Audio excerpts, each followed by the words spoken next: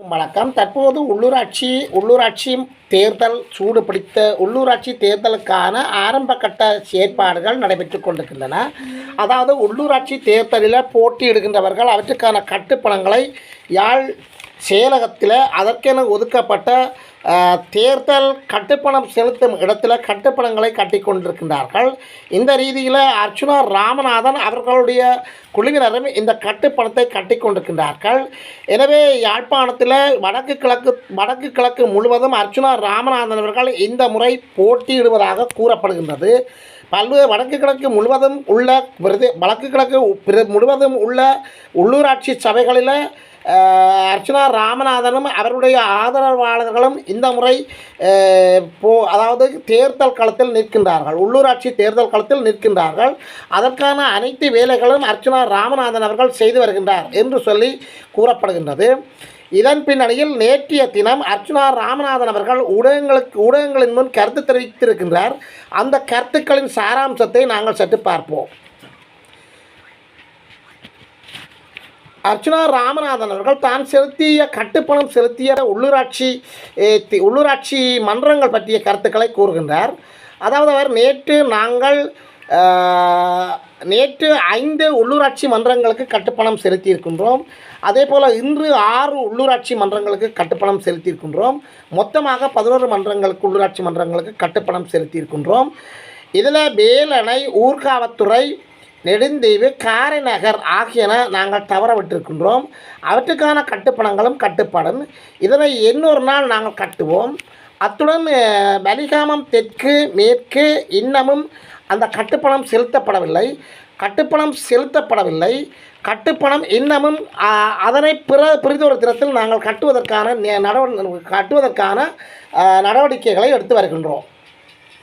இதன்போது செய்தியாளர் ஒருவர் கேள்வி கேட்டிருக்கின்றார். அதாவது நீங்கள் பணம் இல்லை என்று கூறுகின்றீர்கள், கட்டுப்பணம் செலுத்துவதற்கு பணம் இல்லை என்று தெரிவித்திருக்கின்ற போன்ற ஒரு கருத்து காணப்படுகின்றது. உங்களிடம் இப்பொழுது கட்டுப்பணம் செலுத்துவதற்கு போதுமான அளவு பணம் உண்டா என்று கேள்வி எழுப்பியிருக்கிறார்.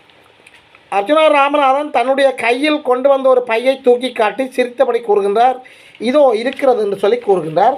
தன்னுடன் கட்டுப்பணம் செலுத்துவதற்கான பணம் இருக்கிறதாகவும் அதற்கான கட்டுப்பணத்தை தான் செலுத்துகின்றதாகவும் அர்ச்சுனா ராமநாதன் அவர்கள் தெரிவித்திருக்கின்றார். இதோவேளை மீண்டும் செய்தியாளர் ஒருவர் அர்ச்சுனா ராமநாதனை நோக்கி கேட்கின்றார், வடக்கு கிழக்கு முழுவதுமாக நீங்கள் இந்த உள்ளூராட்சி தேர்தலில் களம் இறங்கி இருப்பதாக கூறப்படுகின்றது. அப்போது உங்களுக்கு வடக்குக்கு பணம் போதாது இருக்கின்றதாக கூறுகின்றீர்கள். கிழக்கு பகுதியில் உங்களுக்கு பணம் இருக்கின்றதா என்று கேள்வி எழுப்பினார். இதன்போது பணம் இருக்கிறது என்று சொல்லி அவர் சாதாரணமாக கூறுகின்றார். திருகோணமலையில் உள்ள ஒரு உள்ளூராட்சி சபைக்கு பணம் கட்டிவிட்டதாக கூறுகின்றார்.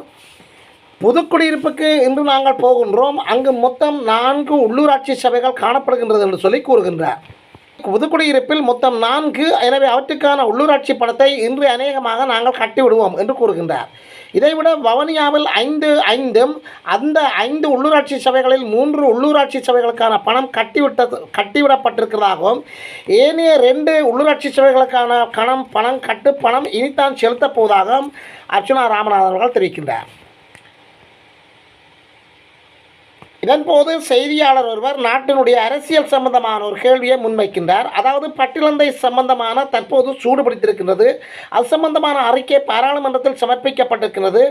அந்த அறிக்கை பாராளுமன்றத்தில் சமர்ப்பிக்கப்பட்ட போது நீங்கள் ஒரு பாராளுமன்ற உறுப்பினர் என்ற ரீதியில் உங்களுடைய கருத்து என்ன, நீங்கள் ஏதாவது பாராளுமன்றத்தில் அது சம்பந்தமாக தெரிவித்திருக்கின்றீர்களா என்று சொல்லி ஒரு ஊடகவியலாளர் கேள்வி ஒன்றையே எழுப்பியிருக்கின்றார்.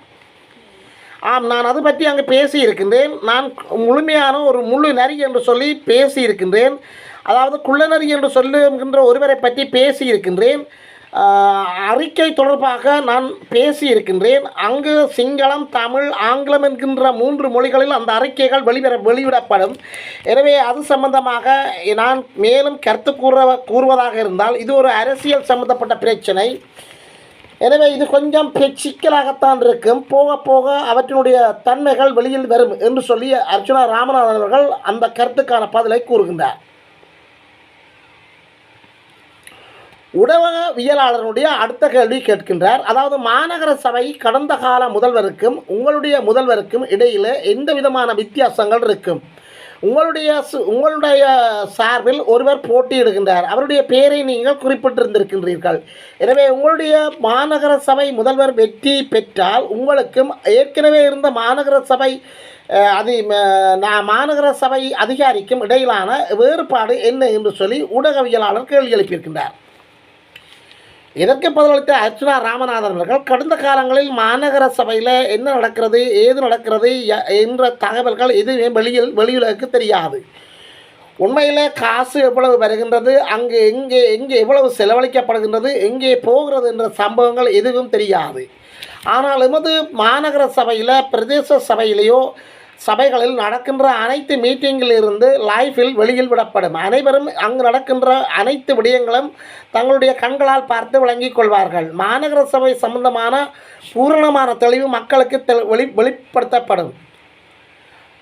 இதைவிட அங்கே குப்பை இருக்கிறது, இங்கே குப்பை இருக்கிறது என்று யாராவது அறிந்தால் அது சம்பந்தமான முறைப்பாடுகளை உடனடியாக தெரிவிக்கக்கூடியவாறான ஒழுங்குகள் செய்து கொடுக்கப்படும். உங்களுக்கு தெரியும், செம்மணி போன்ற பிரதேசங்களில் உள்ள குப்பை கூலங்கள், அதாவது மருத்துவ கழிவுகள் அங்கு கொட்டி இருக்கின்றது. கடந்த காலங்களில் அது பல்வேறு பிரச்சனைகளை ஏற்படுத்தியிருக்கின்றது. செம்மணி பகுதியில் மருத்துவ கழிவுகள் தொடர்ச்சியாக கொட்டப்பட்டு வருகின்றது. இதனால் அங்கு சுற்றுச்சூழல்கள் பாதிக்கப்படுகின்றது.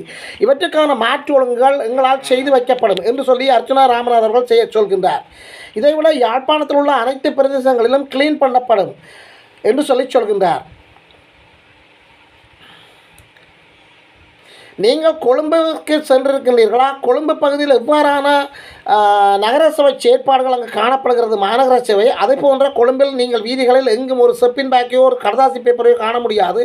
அதுபோன்ற சுத்தமான நிலை இங்கும் யாழ்ப்பாணத்திலும் எங்களால் கொண்டு வரப்படும் என்று சொல்லி அர்ச்சுனா ராமநாதன் அவர்கள் தெரிவிக்கின்றார். நீர் வடிகால் பிரச்சனை மிகப்பெரிய பிரச்சனையாக இருக்கின்றது. யாழ்ப்பாணத்தில் உள்ள நீர் அனைத்தும் நல்லூரில் தேங்கியிருக்கின்றது. இந்த நல்லூரில் தேங்கியிருக்கின்ற நீரை கோப்பாய் வழியாக வெளியேற்றி, கோப்பாய் பிரதேசத்தினூடாக வெளியேற்றி அங்குள்ள குளங்களில் ஆறுகளில் சேர விடுவதற்கான மாற்று நடவடிக்கைகள் எங்களால் எடுக்கப்படும் என்று சொல்லியும் அர்ச்சுனா ராமநாதன் அவர்கள் தெரிவிக்கின்றார். இதைவிட செய்தியாளர் கேட்ட இன்னொரு கேள்வி, செய்தியாளர் மேலும் ஒரு கேள்வியை அர்ச்சுனா ராமநாதனை நோக்கி கேட்டிருக்கின்றார். நேற்றைய தினம் மாநகர சபை முதல்வரை நீங்கள் அறிவித்திருந்திருக்கிறீர்கள். இதே போல யாழில் உள்ள நகரசபை மற்றும் பிரதேச சபைகளுடைய தலைவர்களையும் நீங்கள் அறிவிக்க முடியுமா என்று கேள்வி எழுப்பினார். இதன் போது ஏன் முடியாது, அவர்களையும் நான் இப்பொழுதே தெரிவிக்கின்றேன். இதோ பாருங்கள், யோகேஸ்வரி அவர்கள் வல்லடுத்துறைக்கு பொறுப்பாக இருக்கின்றார். அதே போல் பிரகாஷ் அண்ணா உங்கள் எல்லோருக்கும் தெரியும், அவர் பருத்தித்துறையில் உள்ள உள்ளூராட்சி மன்றத்துக்கு பொறுப்பாக இருக்கின்றார். சாவகச்சேரி பகுதிக்கு உங்கள் எல்லோருக்கும் சரியும் சதீஷ் அண்ணா தேங்காய் கடை வியாபாரி, தேங்காய் கடையில் தேங்காய் விற்பவர்கள். பல்வேறு ஊடகங்களில் பல்வேறு சந்தர்ப்பங்களில் அர்ச்சுனா ராமநாதன் சம்பந்தமான பல்வேறு கருத்துக்களை வெளியிட்டிருக்கின்றார். எனவே அந்த சதீஷ் அண்ணா சாவகச்சேரி மாநகர சபைக்கு பொறுப்பாக விடப்பட்டிருக்கின்றார். உங்கள் எல்லோருக்கும் அவரை தெரியும் என்று சொல்லி அதை கூறுகின்றார். இதைவிட ரெஜி என்கின்றவர் பிரதேச சபைக்கு போடப்பட்டிருக்கின்றார். நல்லூருக்கு திலீபன் என்பவரும் மத்திய லக்ஷியன் என்பவருக்கு பலிகாமம் முழுவதும் போடப்பட்டிருக்கின்றது. கொடியாமத்துக்கு ஜெயராஜ் என்று அழைக்கப்படுகின்றவர் போடப்பட்டிருக்கின்றார். எனவே இவ்வாறு அர்ச்சுனா ராமநாதன் அவர்கள் தன்னுடைய அதாவது வடக்கு கிழக்கு சேர்ந்த பிரதேசங்களில் எங்கெங்கு கட்டுப்பணம் செலுத்தப்பட்டிருக்கிறது, எங்கெங்கு கட்டுப்பணம் செலுத்தப்பட போகிறது என்று சொல்லியும், அந்த பிரதேசங்களில் உள்ள வடக்கு பகுதியைச் சேர்ந்த உள்ளூராட்சி மன்றங்களுக்கான அதற்கு நியமிக்கப்பட்டவர்களுடைய விவரங்களையும் வெளியிட்டிருக்கின்றார். எனவே இதைவிட பிரதேச சபையில்